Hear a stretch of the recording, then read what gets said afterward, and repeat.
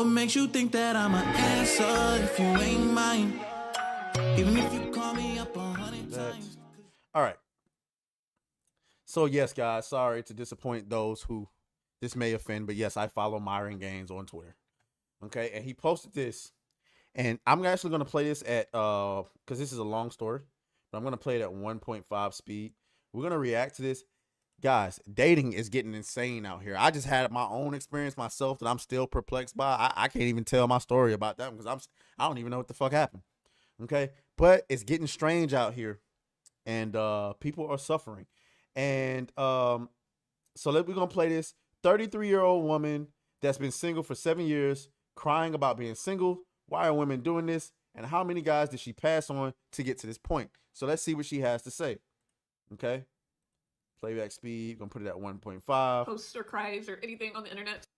I'm not someone that posts or cries or anything on the internet, so this is a new one for me. I guess I need girls to rally with me and lift me up because I feel so defeated right now. Okay, so red flag number 1, getting on the internet asking girls to lift you up. Yeah, I don't know about that. It's not a good look. Okay, that's a little, you know, I don't know. So it looks a little strange. I've been trying to meet someone, just anybody worth my time, for years, and dating apps are so awful. I don't need to explain to you how awful the dating apps are. So red flag number 2, she says, I've been trying to date somebody. I've been trying to meet somebody worth my time. Okay. Let me tell y'all something about this dating market right now.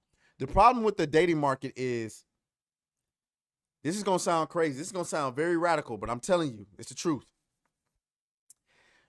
The problem with the dating market is we've ultimately allowed women to try and define their own worth, and it ain't working. Sorry. That's just the facts. Okay. I'm sorry. We're going to get into it, but we're going to let her cook. We're going to get into it a little bit more. But hold on. So I've been trying to meet people in public, and they're still trash when I do randomly meet people in public, but tonight takes the cake. Last week, I'm part of an app that you can basically get invited to these events, and there was a comedy thing coming up, and I bought a ticket, thought maybe I'll meet people here, maybe I'll meet a guy, or just meet people in general that I can become friends with, and then who knows what could happen. And let me just tell you how this went. I show up, it's a limited seating, get there first, it was an open bar, and in my head, I'm a prompt person, so I got there 20 minutes beforehand, and I happened to be the first person there. Okay, kind of weird, but okay. They tell me, since it's an intimate thing, try to sit in the front row because it's going to be hard to get people squishing through there, and it's a sold-out show. Okay, that's fine. I sit in the front row, and it's about showtime, and I'm realizing, nobody else is in the front row. It's just me. Everybody's, filled in the back. Every row's filled with all... Is it me? Maybe because I don't want to be mean, because I don't find any reason to be mean. But is it me? Or does she seem like she's a very tall woman? Does she give off masculine features to you? Or is it just me? I'm talking physical.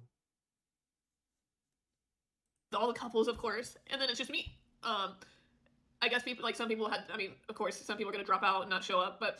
And that's not to say that she's unattractive. I'm not saying that.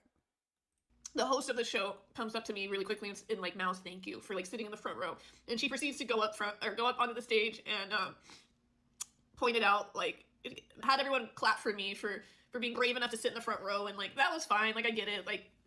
People are afraid to sit in the front row, and I was kind of excited for it when I thought there was going to be people there. And it was just ironic that the reason I was there was to meet people, and it was I was a piranha. So she informed the crowd that I was safe from being picked on because I was brave enough to sit there, and I'm oh, okay. So the next few comics come up, and they both kind of point out are you waiting on people, or what's going on here? And I'm have to admit no, I'm trying to meet people, and again, they're nice, they're not being mean to me about it, but it's mortifying. It's mortifying. And then another comic comes up, and again, it's just you're pretty, but and it's just, yeah. Women are really emotional, just more proof that y'all don't belong in men's spaces. It's obviously, I get what she's saying. That might be an embarrassing thing for a young woman to be in, so you got to put yourself in her shoes.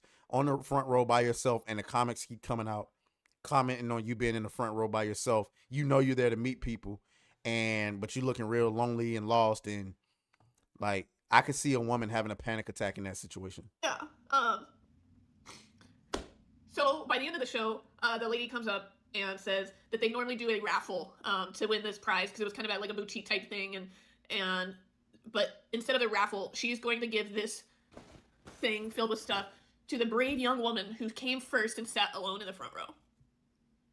And then she had me introduce myself. What's your name? Anya. And like everybody's as if like brave fucking me. Hold on. Wait a minute before we continue. Joanna, man, is in the chat.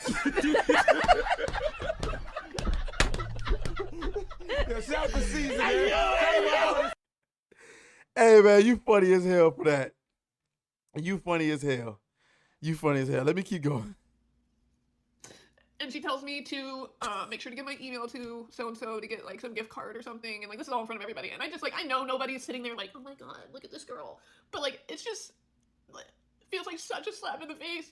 And I'm not even mad at the comics. I'm not even mad at the lady. Like, I would probably think the same thing. But like, just for this point in my life, like, it just feels like, Jesus.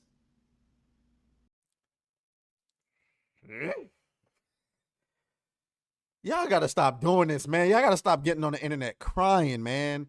Go get therapy. This is not for TikTok. As a man, do you see this video and do you think to yourself, man, let me go rescue this woman? No! You sitting there, you looking at this, you like, let me make sure I stay far the hell away from her.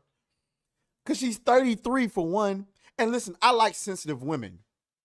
I don't like your sensitivity being splattered all over the internet. I don't. I want my woman to be strong when we're out in public. And anything sensitive that we need to handle, we handle behind closed doors. Don't fucking post no video of yourself crying on the internet, man. God, and listen, I'm not trying to be cold. I'm not trying to be heartless. I'm not trying to have a lack of empathy. But there got to be some accountability here, ladies. Like you said in the beginning of the video, you said it yourself. You've been trying to meet somebody worth your time. That tells me 90% of the men you've come across, you've considered to be not worth your time. And the 10% that probably you considered to be worth your time didn't believe you were worth their time. Let's keep it a bean. Let's continue. Like, I don't want to go out again. I'm tired of it. I'm over it. I'm sick of it. When I try, like, shit like this happens and dating apps suck. And then I get into an Uber on the dating apps suck because you guys swipe left on anything that doesn't look like Idris Elba or Leonardo DiCaprio in his prime. Let's keep it a bean. Let's keep it an absolute bean. You swiping left on everybody. And then y'all all swiping on the same. Like if you are Chad or Tyrone right now, you eating good. Why do you think guys are so dead set on trying to pretend like they live in a lavish lifestyle? I saw a picture of a friend of mine on Instagram the other day where he was in Miami taking pictures in a Rolls Royce. It was a Phantom. I'm like, did this nigga just hit the lottery? Or am I tripping? Come to find out, we got a mutual friend together. Come to find out, oh, nah, bro, that wasn't his. But of course, you going to post that. Why you going to post that? Because you know women going to see it. And you know women going to be like, ooh, he's in a Phantom. And next thing you know, it's... Let me suck them titties, baby. Oh, yeah. Let me suck them titties, baby. Let me suck them titties, baby. All because you're just a materialistic monster. Let's continue. the way home because I can't go have a drink like I wanted to because I have this giant fucking bag full of shit to carry around. And I get in this Uber and it's this 75-year-old woman with her dogs. And she won't stop talking about her dogs and like how she got an oil change and what'd you do tonight? Was the comedy show good? And like I'm being nice and polite, but all I can think about is like this is gonna be me. Like, and I know that's a worst case scenario. And it's not even like that's a terrible thing to be single all your life. But notice how she just contradicted herself. She said she looked at this old 75-year-old woman who was talking about her dogs and who was lonely, obviously lonely and this and the third. And she said she couldn't help but look at her and think, oh, that's going to be me. And I know that's worst case scenario, but I'm not saying that like that's a bad thing. Yes, you did. Yes, you did. You clearly just said worst case scenario, and then that's the sisterhood, guys. That's feminism speaking. Because you knew what just came out of your mouth sounded bad, and you knew that women was going to come at you like, bitch, what's wrong with being alone and living with cats and dogs? Knowing damn well that's not what you fucking want. And that's not what most play. You got to live this fallacy. You got to play into this facade like, oh yeah, I'm cool with being alone. No, you not. No, you not. You just said it. You just said it. Worst case scenario, and then you try to turn it around like, well, I'm not saying that's a bad thing. Yes, you did. Yes, you did. That's exactly what you said. Let's continue. But like, I just can't help but feel like I'm gonna turn into this because I'm never gonna meet someone. And for everybody who's gonna tell me it'll come along when you least expect it, I've been hearing that for like 7 years. Okay, I'm so sick of hearing that. There's such a thing as people that just don't find their person and don't get married. So like, I'm a realist, and the realist in me is starting to think like that's gonna be me. And I'm depressed now over it. As pathetic as that sounds. And yeah, Yeah, my first advice to you, sweetheart, is to get the fuck off of TikTok. Stop it. Get off it. Because TikTok, not only is it embarrassing, like, I'm not even your family member and I'm catching secondhand embarrassment. Like, if I'm your brother, your uncle, your daddy, your granddaddy, or who I'm calling you, like, girl, take that shit down. Talk to your brother. Talk to your cousin. Talk to your dad. Talk to me. Talk to somebody, but take that bullshit down. Take it down. But anyway, so the problem with dating right now is that, like I said earlier, and I know it's controversial to say, but it is what it is. I'm going to be the one to say it. We've allowed women to define their own fucking worth, and it ain't working. What? Yep, that's right. Okay. Women are like buying cars. Guys are like buying stocks. Okay. The problem right now is we got a lot of Honda Civics and Nissan Maximas sitting on the Porsche lot. What are you doing there? You don't belong there. That's not your lane. And at the very least, it would be okay if you was a Nissan Altima sitting on the fucking Lamborghini lot charging Nissan Altima prices. But when I walk on a fucking Rolls Royce lot and I'm looking for a Phantom and I'm seeing there's a nice Nissan Altima sitting there, I'm like, okay, well, you know what? Maybe this is a sign I don't need to spend all this money on this fucking Phantom. Let me go and check out this Nissan Altima. What's the MSRP on it? Yeah, we want $220,000. $220,000? It's a Nissan Altima. It's a Nissan Altima. Why are you charging me a $250,000 for a Nissan Altima? I know my worth. Clearly you don't. You're on the wrong lot. Of course I'm going to go and get the Phantom. If I can afford it. You're a Honda Civic. You're a Mitsubishi Lancer. Some of you are C-Class Benzes, which is fine. But don't bring your ass over here to the Maybach lot. If you're a C-Class Benz, stay on the side with the C-Class. The Maybach has to be ordered, sweetheart. You got to get in line to order this. Why are you putting yourself on the website with the Maybachs?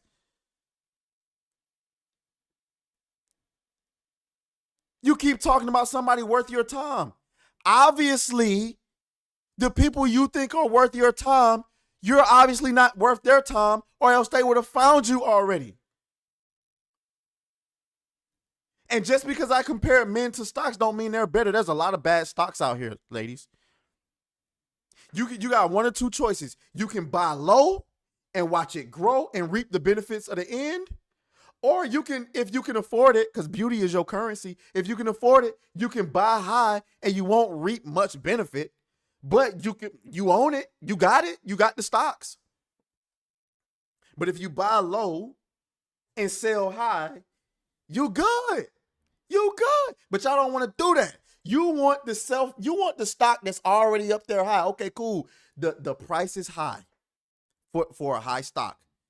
That's what dating men is like. By the way, guys, I'm experiencing some lightning over on my side. So if the stream cuts short, we're about to end in a couple of minutes. But yeah, though. Yeah. If you're gonna, like, you could you could do the work, find a company that's on that's new and on the uptick and got a good investment, a good product. Buy that stock, buy a bunch of that stock, and watch it grow over time. You can invest in multiple stocks. I don't know, but you can watch that stock grow over time and reap the benefits later. But you don't want to do that. You want to do you want to go and buy Disney stocks, Tesla stocks, Amazon stocks. Bitch, them fucking stocks already high. So don't be mad when you don't reap. But as far as you being in the car, and then the thing is, y'all be so desperate to prove that you belong on the lot that you end up getting up a lot of fucking miles. You what else? You a fucking a Toyota Camry. You a Camry sitting on the Porsche lot. Okay, I come to the Porsche lot, I see the Camry. It's a nice Camry, but I'm here for a Porsche. And you're like, well, wait a minute, just give me a test drive and you'll see that I'm better than those Porsches. Okay, free test drive, free extended test drive. I'll take it. You letting me drive this car for a week for free? 2 weeks? A month? You let me test drive you for a year. I'm going back to get that Porsche though. So we get back to the lot. I'm like, woo, that was a nice test drive. You drive pretty good, but I'm gonna give you back. Now you sick. Wait, why? What do you mean why? I came for a Porsche. You let me drive you for free for however long. You didn't think I was committing to you, did you? But. Well, congratulations. You were a new Toyota Camry that belonged on the Toyota lot. You had 0 miles. Well, now you got 25,000 miles because you let me drive you from here to back and everywhere else for 3 months. And I still dropped your ass off back at the rental office and when it got my Porsche. That's the problem with the dating market. That is the problem with the dating market right now. So, I don't know. Y'all let me know what y'all think. I see y'all going crazy in the comments. Let's see. I went off this. Joanna Man says feminists usually end up lonely and angry with them. Let me pick up my damn hat. I tossed my hat.